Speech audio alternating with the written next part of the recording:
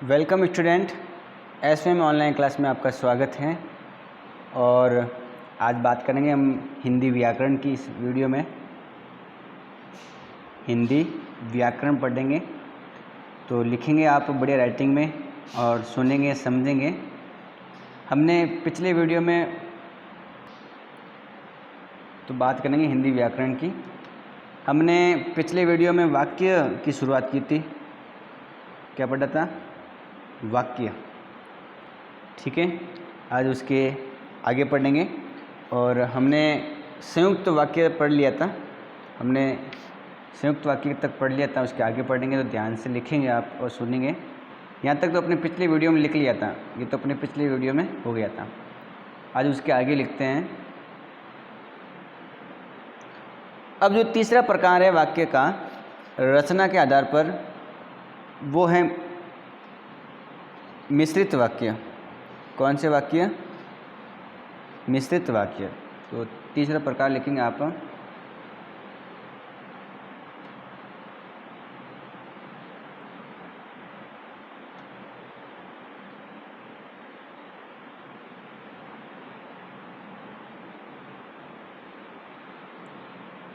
मिश्रित वाक्य। बिल्कुल आराम से लिखना है और सुनना है और समझना है कि क्या होता है मिश्रित वाक्य। परिभाषा लिखेंगे पहले, फिर उदाहरण लिखेंगे जिस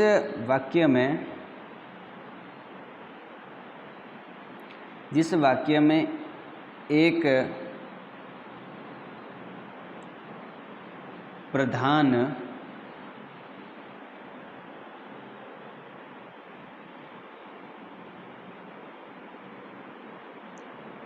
उपवाक्य हो और दूसरा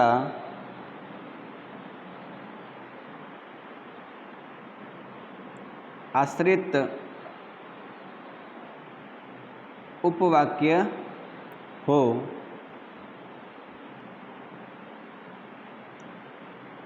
उसे मिश्रित वाक्य कहते हैं।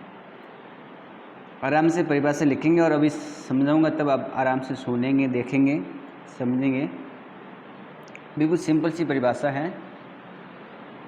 उदाहरण भी साथ में लिखो एक, ठीक है? फिर समझ लेते हैं। लिखना है आपको जैसा, या उदाहरण लिखेंगे जैसे में, या यहाँ पर उदाहरण भी लिख सकते हैं। नेता सुभाष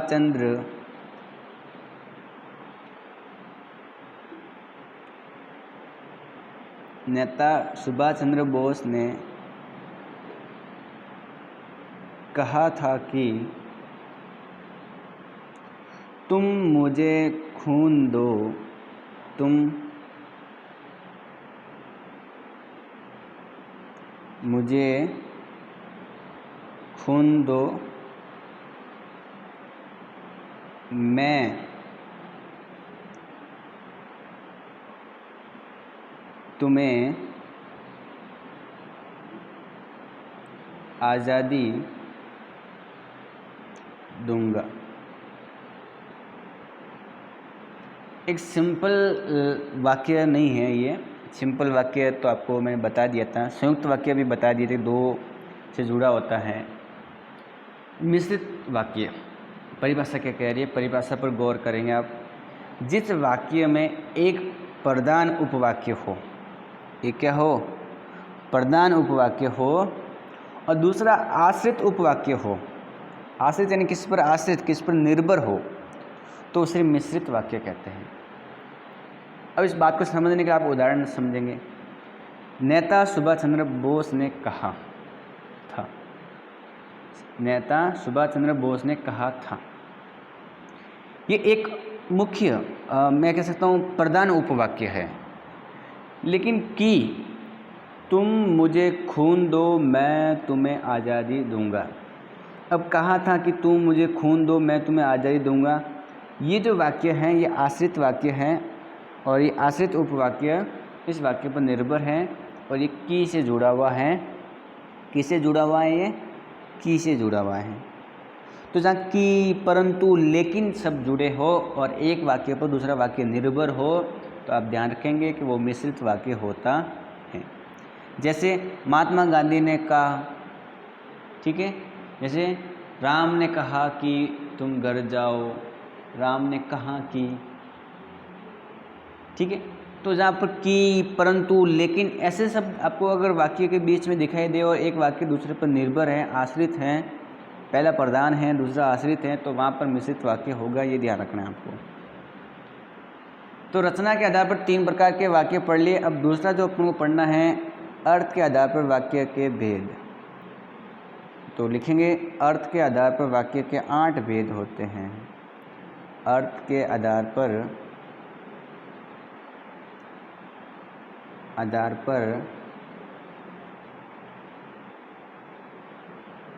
वाक्य के 8 भेद हैं। कितने भेद हैं?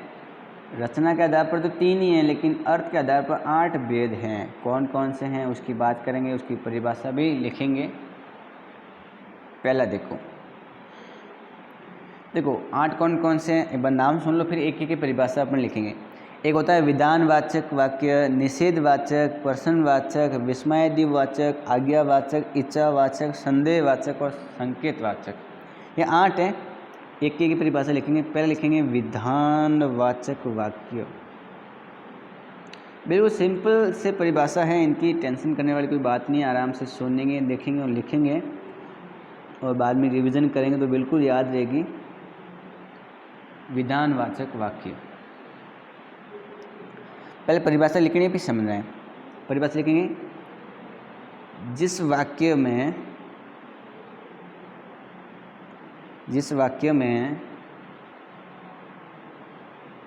क्रिया के करने या होने का सामान्य कथन हो, उसे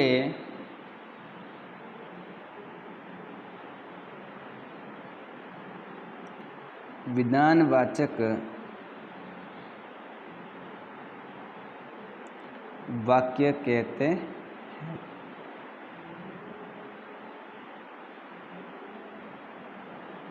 लिखेंगे जैसे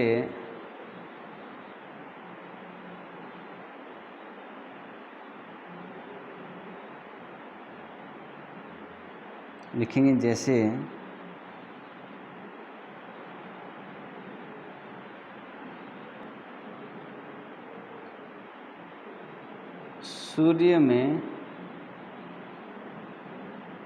प्रकाश है।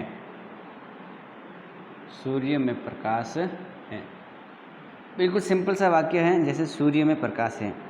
अब ये परिभाषा क्या है, देखो ध्यान से सुनेंगे।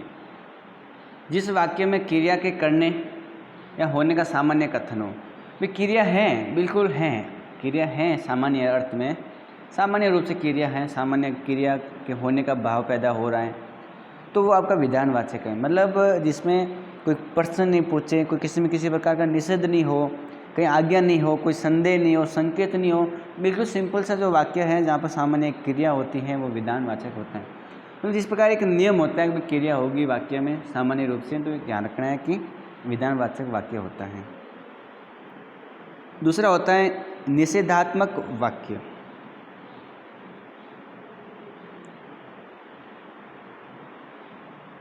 निषेधात्मक वाक्य,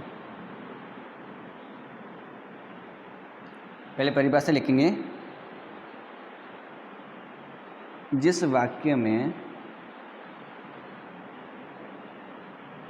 निषेध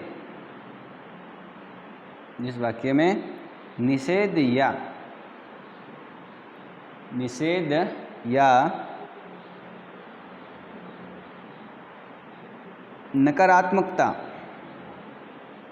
नकारात्मकता हो, उसे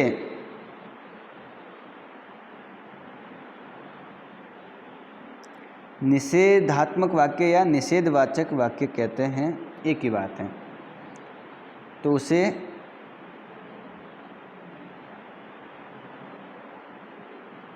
निषेधात्मक या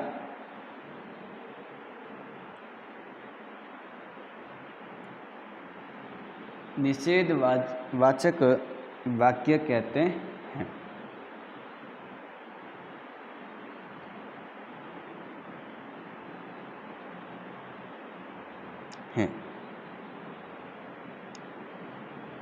बस अब उदाहरण लिखेंगे आप, जैसे राम आज विद्यालय नहीं जाएगा।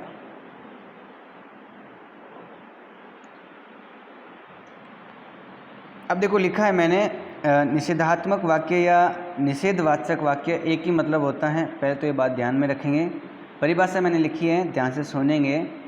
जिस वाक्य में निषेध या नकारात्मक हो, मतलब ऐसा कोई वाक्य जिसमें नहीं आए और नकारात्मक भाव पैदा करे, निषेध वाला जो हो, जहाँ मनाही हो, जो निषेध हो, मना करे, नकारात्मकता हो, तो वो जो वाक्य होगा वो निषेधवाचक होगा या निषेधात्मक वाक्य होगा, ध्यान रखना है। अब जिन्हें उदाहरण लिखा है कि राम आज विद्यालय नहीं जाएगा, तो यहाँ पर मना है, निषेध है, निषेधात्मक या नकारात्मक भाव पैदा हो रहा है कि राम विद्यालय नहीं जाएगा, नहीं का भाव उत्पन्न हो रहा है। इसका मतलब ये जो वाक्य है इसमें नहीं शो कर रहा है, नहीं दिखाई दे रहा है। सामान्य बात है कि जहाँ नहीं दिखाई देगा, ठीक है, और जहाँ पर मनाही का जो भाव पैदा हो, निषेध का नकारात्मक भाव हो, तो वो आपका निषेधवाचक वाक्य होता है। ये ध्यान रखना है आपको। तो दो प्रकार हो गए, तीसरा प्रकार लिखेंगे। तीसरा होता है वाक्य का अर्थ के आधार पर प्रश्नवाचक वाक्य। प्रश्नवाचक वाक्य बिल्कुल नाम से पता लग जाएगा। पहले परिभाषा लिख लेंगे तो आपको बिल्कुल समझ आ जाएगा। जिस वाक्य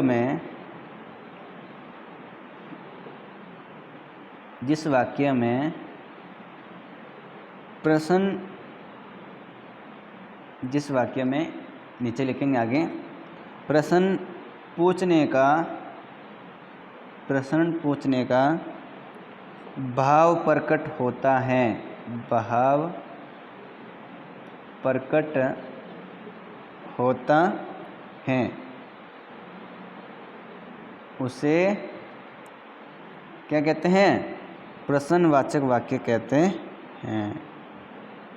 उसे प्रश्नवाचक वाक्य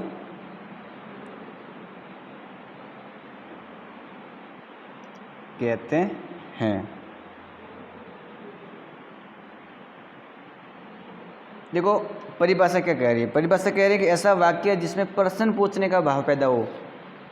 कोई क्वेश्चन पूछे, क्या पूछे? ऐसा वाक्य जिसमें क्वेश्चन का, प्रश्न पूछने का भाव प्रकट हो, लास्ट में आपको क्वेश्चन मार्क चिन्ह दिखाई दे, तो वो जो वाक्य होता है वो प्रश्नवाचक वाक्य होता है, जहाँ पर क्वेश्चन पूछा जाता है। लिखेंगे उदाहरण, जैसे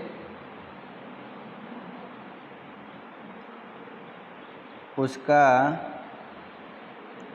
घर कहाँ है? उसका घर कहाँ है? एक और उदाहरण लिख सकते हैं बढ़िया आप, कि तुम कौन सी क्लास में पढ़ते हो? तुम कौन सी कक्षा में पढ़ते हो? तुम कौन सी क्लास में पढ़ते हो? अब यहाँ पर आपको एक चिन्ह लगाना है, क्वेश्चन मार्क, और यहाँ पर भी लगाना जरूरी है। तो जहाँ पर क्वेश्चन पूछे, प्रश्न पूछे, वो वाक्य कौन सा होता है? प्रश्नवाचक। सामान्य अपन कहते हैं जहाँ पर कब, क्यों, कहाँ, कैसे, अगर एक क वर्ण वाले अक्षर हो और प्रश्न पूछा जाए, तुम कौन सी कक्षा में पढ़ते हो, उसका घर कहाँ है। तो एक क्वेश्चन पूछने का भाव प्रकट हो रहा है, तो ये जो वाक्य होता है इस प्रकार का प्रश्नवाचक वाक्य होता है। तो हमने तीसरा प्रकार पढ़ लिया, आगे बढ़ते हैं। 4 नंबर जो अपना अर्थ के आधार पर जो वाक्य का भेद है वो आज्ञावाचक वाक्य है। आज्ञावाचक वाक्य परिभाषा लिखेंगे, जिस वाक्य में आज्ञा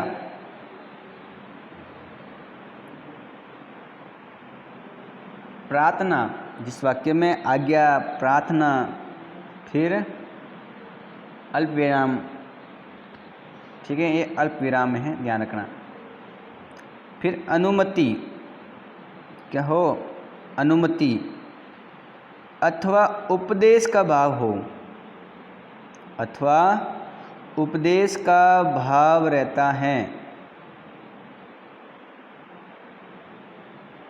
जिस वाक्य में ये भाव रहते हैं तो उसे आज्ञावाचक वाक्य कहते हैं। आज्ञावाचक वाक्य कहते हैं।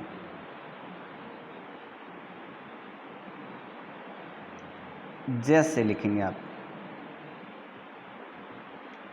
उदाहरण लिखेंगे,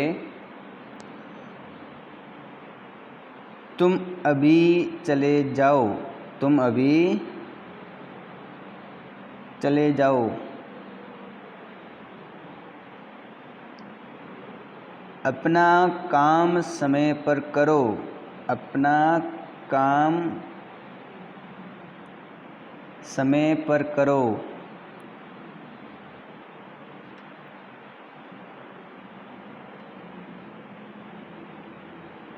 बड़ों का आदर करो, बड़ों का आदर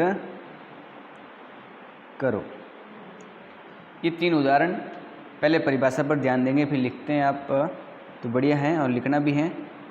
देखो परिभाषा क्या है, आज्ञावाचक वाक्य, जिस वाक्य में आज्ञा क्या हो, किसी को आज्ञा दी जा रही है, या किसी से प्रार्थना कर रहे हो, किसी को अनुमति दे रहे हो, किसी को उपदेश दे रहे हो। उपदेश का मतलब किसी को कुछ चीज़ के बारे में बता रहे हो, किसी को आज्ञा अनुमति दे रहे हो, प्रार्थना कर रहे हो। अगर ऐसा भाव पैदा हो है, उस वाक्य में ऐसा भाव प्रकट हो रहा है, तो वो जो वाक्य होता है वो आज्ञावाचक वाक्य होता है। तुम अभी चले जाओ, क्या हो रही है इसमें, इसमें उनको आज्ञा दी जा रही है कि तुम चले जाओ, उसको अनुमति दी जा रही है, उसको उपदेश दिया जा रहा है, उसको ऑर्डर दिया जा रहा है, उसको आदेश दिया जा रहा है। अपना काम समय पर करो, एक प्रकार का उपदेश का भाव है, बड़ों का आदर करो, उपदेश दिया जा रहा है। जहाँ पर इस प्रकार का भाव हो तो आप समझेंगे कि वो आज्ञावाचक वाक्य होते हैं।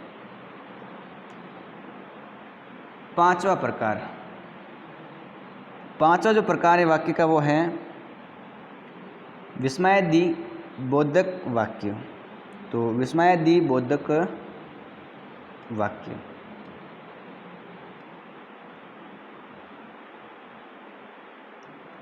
पहले परिभाषा लिखेंगे आप,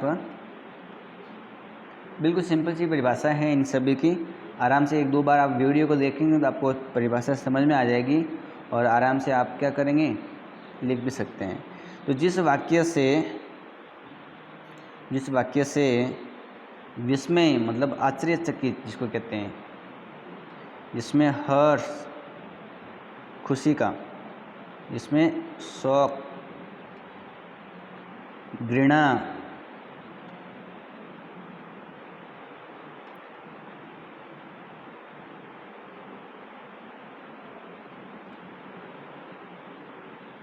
जिस वाक्य से विस्मय हर्ष शौक घृणा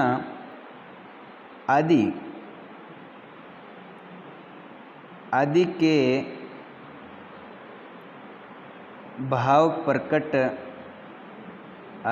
भाव प्रकट किए गए हो, किए गए हो, तो उससे पहले परिभाषा लिखनी है, फिर समझना है आपको, और बिल्कुल उदाहरण के साथ में आप समझेंगे। उसे विस्मयादिबोधक वाचक या विस्मयादिवाचक, विस्मयादिबोधक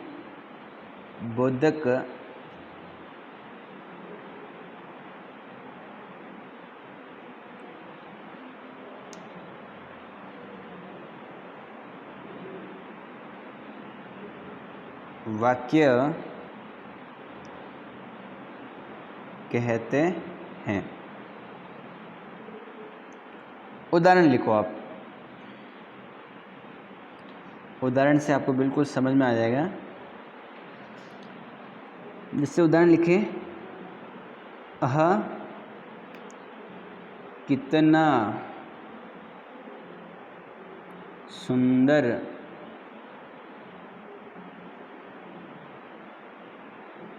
फूल हैं। अब मेरी इस परिभाषा पर गौर करेंगे, आप ध्यान से सुनेंगे, देखेंगे। अपन पढ़ रहे हैं विस्मयादिबोधक वाक्य, ऐसे वाक्य जिसमें आश्चर्यचकित का भाव हो, जिसमें दुखी का, घृणा का, खुशी का भाव हो, वो जो वाक्य हैं वो आपके विस्मयादिबोधक वाक्य होते हैं। मैंने कोई ऐसा वाक्य लिखा जिसमें खुशी का भाव प्रकट हो रहा है, उसको पढ़ने से खुशी के बारे में बता रहे हैं, या घृणा के बारे में, या दुख के बारे में बता रहे हैं, आश्चर्यचकित वाली बात है, तो वो सारी विस्मयादिबोधक वाक्य है, ये ध्यान रखना है। जैसे हाँ कितना सुंदर फूल है, तो आश्चर्यचकित वाली बात हो रही है, खुशी की बात हो रही है, ठीक है। तो ये बात आपको ध्यान में रखनी है। 6 नंबर जो वाक्य का भेद है वो है इच्छावाचक वाक्य। परिभाषा लिखेंगे, जिस वाक्य में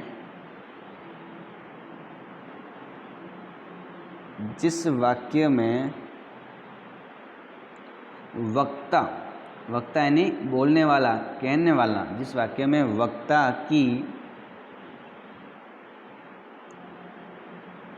इच्छा या आशा, किसी में आशा करते हैं, मुझे आशा है, आशा का वर्णन हो, जिस वाक्य में वक्ता की इच्छा या आशा का वर्णन हो, उसे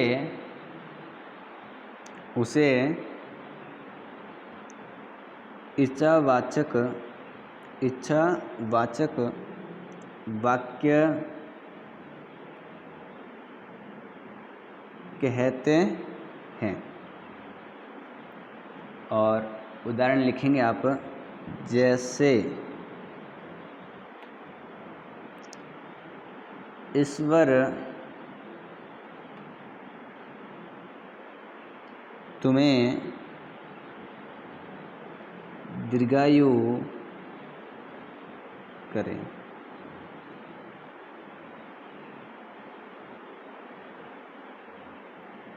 और लिखेंगे, आज तो किसी तरह मेरा काम बन जाए। देखो, इच्छावाचक, जिस वाक्य में वक्ता का मतलब होता है कहने वाला, बोलने वाला। अगर किसी वाक्य में बोलने वाले की इच्छा या आशा का वर्णन हो, उसे वाक्य को पढ़ने के बाद में लग रहा है कि भी जो कह रहा है उसकी इच्छा बताई जा रही है, उसकी आशा प्रकट हो रही है, तो आप समझेंगे वो वाक्य इच्छावाचक वाक्य होता है। ईश्वर तुम्हें दीर्घायु करें, ये किसी की आशा है, किसी की इच्छा है। आज तो किसी तरह मेरा काम बन जाएगा, ये क्या है? आशा। इसमें तो इच्छा प्रकट हो रही है कि भी मेरी इच्छा है कि आपको भगवान लंबी उम्र दे, और मुझे आशा है कि आज मेरा काम बन जाएगा, ऐसा मुझे विश्वास है। इस प्रकार के भाव हो जहाँ पर कहने वाले की इच्छा या आशा का वर्णन हो, तो आप बता सकते हो कि वहाँ इच्छावाचक वाक्य है। तो आज के लिए इस वीडियो में इतना ही, बाकी बात करेंगे हम अगले वीडियो में।